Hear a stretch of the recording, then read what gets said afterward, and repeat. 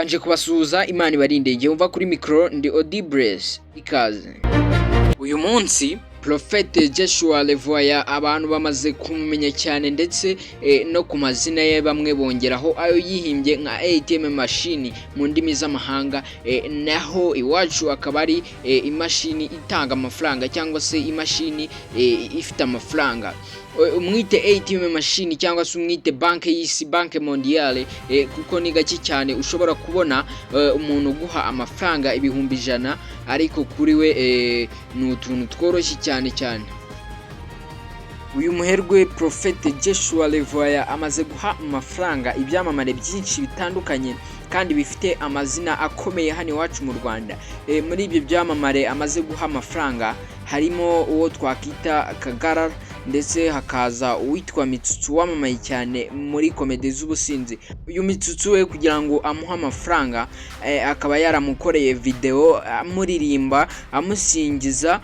Reka tumwumve ku magambo yakurikijeho ku bantu bakomeje kumuharasinga cyangwa se kumuvuga nabi, bavuga ati se umuntu nkawe twari tuzi ko ushobora kuba yifite cyangwa se yishoboye, afite amafaranga ashobora kuba yasingiza umuntu amuririmba ngo nuko aramuha amafaranga byo kuba muvuga byo ngo turi gusabiriza.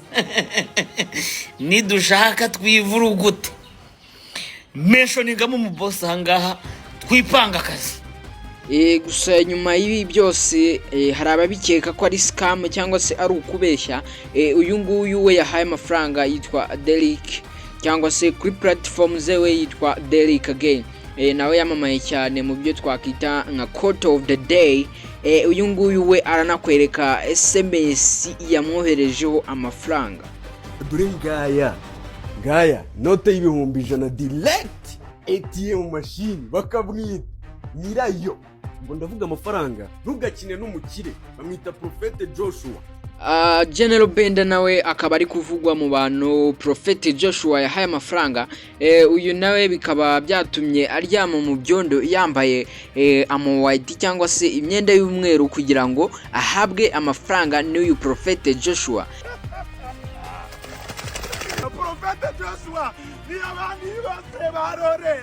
General Benda bivugwa ko yahawe amafaranga menshi kubera ko bitewe nuko uyu nguyu Prophet Joshua yaramuzi nk'umusitari ukomeye cyane bityo yiyubashye. Bikaba bivuga yuko ariyo mpamvu yamuhaye amafaranga menshi kurusha abandi. Abantu bakaba bari kwibaza bati se umusitari wacu General Benda twari tuzi yuko ari umusitari watanje mu basitari dufite hano iwacu mu Rwanda, nawe yakora ibi ngibi ngo aryame mu byondo kugezaho imyenda ye yose ihindutse ibyondo akorera amafaranga.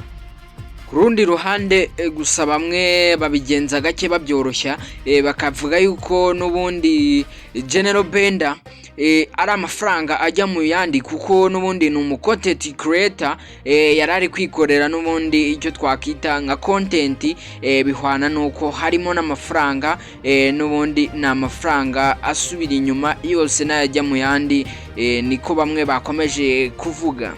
Saba gusa kandi nyuma ya General Benda, Prophet Joshua yaje kubaha amafaranga abandi bakomediye ndetse n'aba content creator dusangamo Twiri Comment, Ngarambe, n'umu content creator Ice Mobi ndetse na Patino.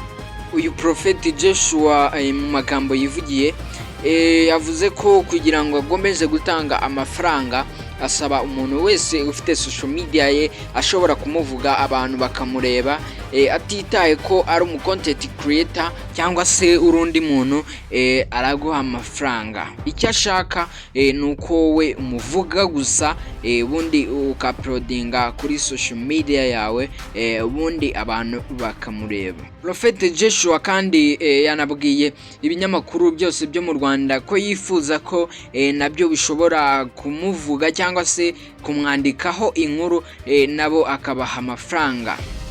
nyuma y'ibi ngibi bamwe bibaza ese amafaranga Prophet Joshua afite ayakura he, ndetse ibi bikaba biri mu kirego yaregwaga mu mwaka ushize wa 2025 ashinjwa kutagaragaza aho umutungo afite uturuka. Gusa we Prophet Joshua yakomeje avuga ko amafaranga afite atapfa gushira kuko abarirwa mu miliyaridi, ndetse akaba azwiho ibi bikorwa byo gufasha abantu batandukanye, ndetse akaba anashyigikira imyidagaduro nyarwanda muri rusange. Uyu mugabo Prophet Joshua umwite ATM machine cyangwa se banke y'isi, banke mondiale, wamaze kurenga uruhombero, we yivugira ko adaha amafaranga abakoresha imbuga nkoranyambaga gusa, ahubwo ko n'ibinyamakuru, ikinyamakuru cyose gishobora kuba cyamuvuga cyangwa se kikamwandikaho inkuru nacyo yagiha amafaranga. Gusa nyuma y'ibi byose amakuru yasigaye bavuga yuko amafaranga yamushiranye Prophet Joshua, kandi twumvise yuko avuga ko amafaranga afite abarirwa mu miliyaridi.